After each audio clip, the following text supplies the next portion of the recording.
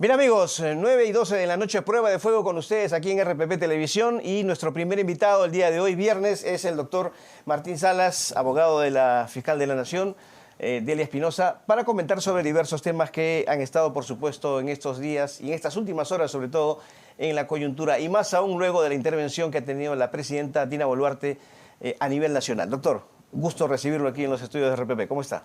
Muy buenas noches, Carlos. Muchas gracias por la invitación. Bien, felizmente. Bueno, a ver, ya que hablamos del mensaje de la Presidenta de la República, ¿cómo calificaría usted esta exigencia que ha hecho la Presidenta a la Fiscal de la Nación para que la cite? Ya sea por el caso denominado Cofre o también por la investigación que se ha abierto a raíz de la operación a la que fue sometida la jefa del Estado. Mire, en primer término, la máxima autoridad de un país no puede dirigirse así a la Administración de Justicia, ¿no? Yo lo considero un acto de absoluto y total amedrentamiento, ¿no? Los tonos no fueron los más cordiales, ¿no?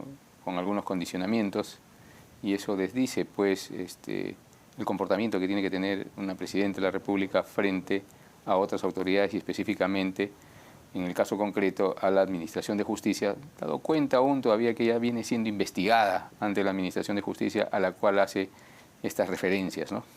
Ahora, usted habla de amedrentamiento. ¿A qué se refiere específicamente? ¿Con el tono y las palabras con las que se dirigió, con el hecho de salir con todos los ministros detrás de ella?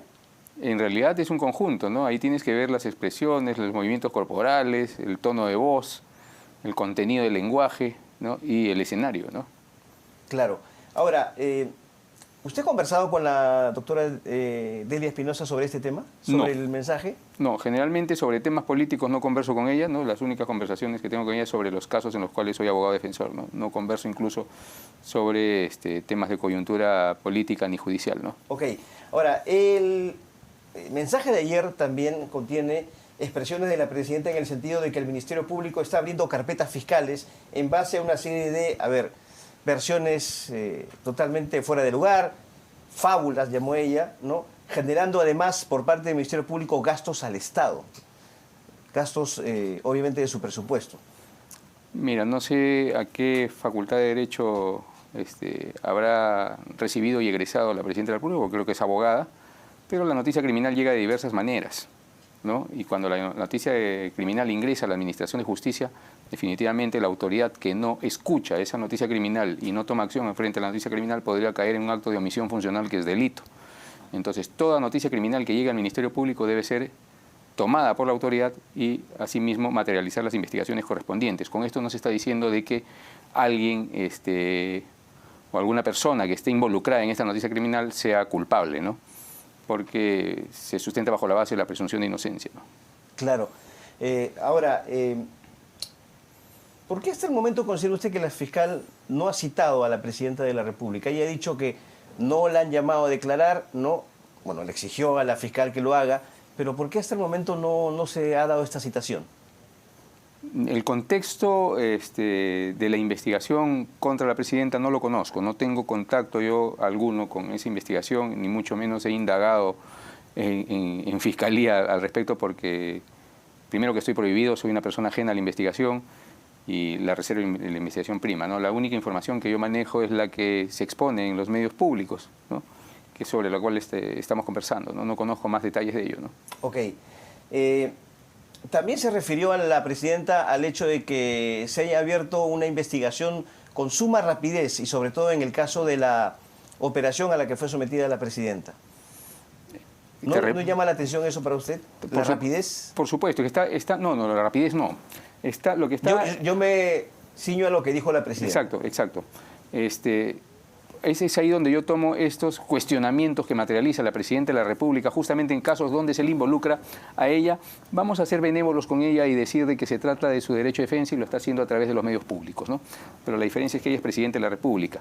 La noticia criminal surge, ingresa al Ministerio Público a través de los medios de comunicación y en esa coyuntura la Fiscalía tiene que hacer suya esa noticia criminal. Es inmediato. Si hoy día sale la noticia a través de tu programa, la noticia criminal a través de tu programa, en este momento el fiscal de turno tiene que estar tomando conocimiento y abrir la investigación correspondiente. Para eso va a levantar un acta dejando señal del programa televisivo A Prueba de Fuego. Se conoció esta noticia criminal y procede a abrir. Entonces ahí no hay ninguna rapidez, es lo que corresponde. Esas expresiones, por eso digo, hay desconocimiento por parte de ella a pesar de que es abogado, ¿no? Pero no está bien asesorada, tiene a su costado al asesor legal, diremos, del Ejecutivo, que es el Ministro de Justicia. Pero mira, pues, cómo se comportan con las normas que da el Congreso de la República. ¿No? Son normas que parecen que no han pasado por perfil de evaluación técnica, jurídica, ¿no? Donde están vulnerando la Constitución, golpeando la lucha contra el crimen de a pie, contra el crimen organizado, incrementando la inseguridad ciudadana porque generan impunidad. Mira nomás la ley de flagrancia que han sacado ahora prohibiendo la detención preliminar, ¿no? Poniendo en riesgo, por ejemplo, un caso emblemático ahorita, el desgraciado que mató a la niña de 12 años. Sí, claro. ¿No? Pudiera recuperar su libertad, lo que ha pasado en Guaura, donde han tenido que liberar a 10 presuntos integrantes de una presunta organización criminal. Entonces, opiniones técnicas jurídicas, ¿por dónde? Yo creo que no está bien asesorada. Ok, justamente vamos a ese punto, doctor Salas. Ayer conversábamos con el Ministro de Justicia, ¿no?, en RPP, y nos decía que ahora lo que se va a hacer es un estudio de esta disposición complementaria, básicamente, que derogó la detención preliminar sin flagrancia, para enviar un informe, pero que todo queda en manos del Congreso de la República, que tiene que presentar proyectos de ley. O sea, ¿qué opinas sobre esta posición del ministro? Porque a mí generalmente me llamó la atención. O sea, primero se aprueba una norma y después se revisa. Yo le pregunté por qué no se observó y habló de la atribución constitucional que tiene el Congreso, de promulgar leyes, etcétera, etcétera.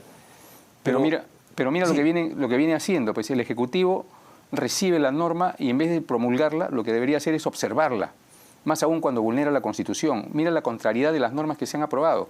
Primero prohíbe la detención preliminar en temas de flagrancia y después dicen sanciono al fiscal y al juez que liberen un delincuente detenido en flagrancia total. ¿Se puede o no se puede hacer una detención preliminar? Esas dos normas se contradicen, pero han sido aprobadas y promulgadas aprobadas por el Congreso y promulgadas por el Poder Ejecutivo, ¿no? Claro, pero el hecho de ahora, reitero la pregunta, esta posición de revisarla nuevamente de parte del Ejecutivo. No, yo creo que está respondiendo más bien a la presión de la opinión pública y de expertos en derecho que han salido a cuestionar la norma, ¿no? Claro. ¿Y cuál cree que ha sido la motivación del Congreso de la República para aprobar una norma de esta naturaleza?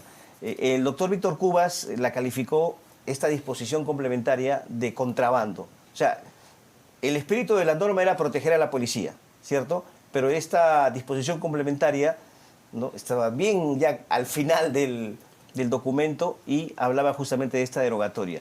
¿Por qué cree usted que el Congreso la ha aprobado? Definitivamente bajo los intereses propios que maneja el Parlamento, que un número de 80% de congresistas están siendo investigados ante la Fiscalía de la Nación y ellos quieren pretender utilizar la Administración de Justicia para generar impunidad a través de la dación normativa que saca el mismo Congreso, ¿no? Es autoprotección lo que están haciendo ellos, blindaje. Ajá. Se han presentado ya proyectos de ley para restablecer, ¿no?, la detención preliminar. Por lo menos conocemos 3, si no me equivoco. Y 2 de ellas son de los congresistas Muñante y Alba, quienes coincidentemente votaron en favor de la derogatoria. Ahora están tratando de retroceder. Justamente retroceden, ¿por qué? Porque han sido descubiertos, pues, ¿no? Es una norma que vulnera la Constitución, atenta a la autonomía e independencia del Poder Judicial y del Ministerio Público. A todas luces es una norma arbitraria que va en contra de la lucha contra la criminalidad en el Perú, incrementa la inseguridad ciudadana. Entonces, bajo esa coyuntura no le queda otra que hacer un mea culpa y retroceder. Bueno, doctor, ¿qué opina sobre esta reapertura del debate de la pena de muerte? Mira, la pena de muerte está condicionada en nuestro país ¿a qué? A que nos salgamos del Pacto de San José de Costa Rica. Sí. ¿Ya? El hecho de salirnos del Pacto de San José de Costa Rica va a incrementar la falta de garantías base sobre la cual se sustenta el Estado Social y Democrático de Derecho en el Perú, ¿no? Si existen tantas falencias en el contexto de la administración de justicia, ¿no? Imagínate si tuviéramos la pena de muerte, así como hay varios inocentes detrás de las rejas, ¿cuántos muertos habría en su tumba siendo inocentes? Entonces, tenemos que pulir el tema y yo creo que no es un tema como para tocarlo ahora. Yo soy un hombre de leyes, respetuoso de los derechos fundamentales, pero te digo, hay veces la criminalidad se desborda tanto que uno desearía que todos esos delincuentes, como este criminal que mató a esa niña de 12 años, termine muerto, ¿no? Exacto. Termine muerto. Pero hay que estudiar bien el panorama y... ¿Por qué dice usted que no es el momento? Porque no estamos preparados. Mira la cantidad de corrupción que hay. La corrupción se desborda. Y teniendo una herramienta jurídica tan gravosa como la pena de muerte, vamos a generar en el ámbito de corrupción que tiene nuestra subcultura de corrupción que existe en el Perú, hay riesgo de que se malutilice también esa herramienta, ¿no? Por eso no es el momento. Primero luchemos contra la corrupción. ¿Es un distractivo para usted? Sí, porque justamente no es el momento. No es el momento, ¿no? Es más una expresión para poder quedar bien ante la ciudadanía, ¿no? Claro, porque hay otros temas que son también graves. Aparte de las denuncias de la presidenta, también el tema de la inseguridad, las críticas a los ministros. O sea, ¿podemos tomarlo esto como una cortina de humo? Por supuesto que sí. Es un distractor. ¿Sería conveniente que el Perú se retire del Pacto de San José? No es el momento.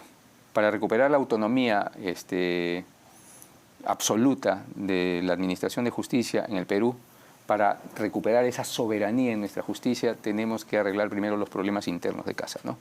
Y dentro de ellos, pues, insisto, luchar contra la corrupción, que es el primer bastión, base sobre la cual se generan todos los problemas que existen en el Perú, ¿no? Claro. Doctor Salas, en su condición de abogado, quería preguntarle también, se ha conocido el día de hoy que el oficial, miembro de la Policía Nacional, Félix Montalvo, ha cambiado su versión en el caso denominado El Cofre, ¿no? Sobre dónde dejó a la Presidenta de la República. ¿Cuál es el significado de un cambio de declaración de esta naturaleza y qué giro puede darle al mismo caso, a las investigaciones? Mira, el proceso penal se sostiene sobre diversas etapas desde su inicio, ¿no? Tenemos las diligencias preliminares, la investigación preparatoria, ¿no? Y el propio juzgamiento, que son estadios procesales donde se generan los dichos, la toma de dichos, ¿no? Las declaraciones.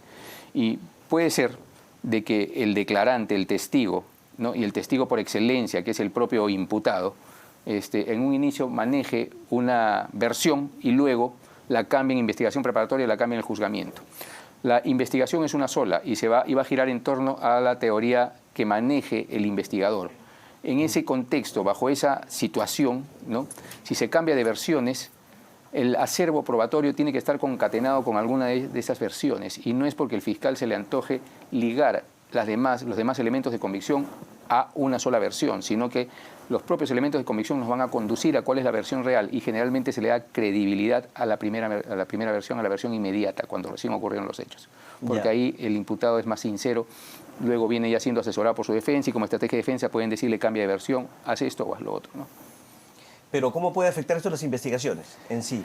¿De qué manera? Que va a poner un poco más va a volver un poco más compleja la investigación porque el acervo probatorio tiene que estar destinado a corroborar la teoría que maneja el Ministerio Público respecto a una versión determinada y va a tener que discernir cuál es la versión más creíble en el caso concreto, ¿no? O sea, lo que usted nos dice es que en este caso, y en todos en general, se da más credibilidad a la primera versión. Sí, a la inmediata. Dijo, en este caso, él dijo que la había dejado en el condominio Mykonos. Exacto. ¿Por qué? Porque después dice que no puede haberse confundido. Por cuestión de tiempo, la versión inmediata es la más cercana a los hechos. La memoria está fresca, recuerdas mayores detalles, ¿no? Lo otro puede responder ya a influencias de terceros, el propio abogado va a decir, ¿sabes qué? No digas esto, cambia versión, acá dijiste esto, ahora corrígete, ¿no? O ayudemos al imputado acomodando la versión de manera de que no le complique tanto su situación jurídica, ¿no? Entonces, por eso la primera versión siempre es la más creíble, ¿no? Salvo que se demuestre con otros elementos de convicción o con otro acervo probatorio que la última versión es la que realmente ocurrió, ¿no? De acuerdo a su experiencia, doctor, aquí podría haber una presión contra, en este caso, el chofer o el ex chofer del vehículo presidencial. Definitivamente, claro que sí. Pudiera existir. ¿El mensaje de ayer de la presidenta puede haber significado una presión? Sí, directamente para el Ministerio Público, ¿no? Para el Ministerio Público. ¿Para en este caso el señor Montalvo? También. Es que no puede expresarse de esa manera y eso sería un acto de obstrucción a la justicia, ¿no? porque el poder funcional que tiene, utilizando los medios de comunicación para remitirse directamente a lo que dijo una persona y decir que se está cambiando de versión, sí complica la situación de seguridad personal y jurídica del declarante, ¿no? Una última pregunta, doctor. En el Congreso se acaba de aprobar en primera votación prácticamente la liquidación de la extinción de dominio, ¿no? El proceso judicial por el que el Estado puede recuperar los bienes adquiridos ilícitamente por la corrupción y el crimen organizado. ¿Cuál es su opinión al respecto? Repito, estamos en una subcultura de corrupción en el Perú, donde el acervo patrimonial de la clase política corrupta responde en el 100% a actos de corrupción o en el 99.9% a actos de corrupción, porque ese 0.1% de repente es por su sueldo. No les conviene a ellos la extinción de dominio, porque para que se materialice la extinción del dominio no necesariamente tiene que haber una sentencia condenatoria, sino que la Fiscalía investiga y a través del representante del Estado, que es el procurador, ve que existe un patrimonio generado, ¿no?, que pudiera provenir de algún ilícito que no puede justificar el imputado, simplemente lo hace suyo y le extingue el dominio a la persona que está vinculada a este patrimonio. Ahora, si lo están liquidando, lo están desapareciendo, esto genera más impunidad y vale decir, la riqueza que obtuve por actos de corrupción siguen siendo mías, ¿no?, y nadie me toca. Muy bien. Doctor Martín Salas, muchas gracias por su presencia en los estudios de RPP. Muy amable. Encantado, Carlos. Martín Salas, abogado de la fiscal de la Nación, Delia Espinosa, estuvo con nosotros. 9:28 de la noche. Hacemos una pausa y regresamos aquí en Prueba de Fuego.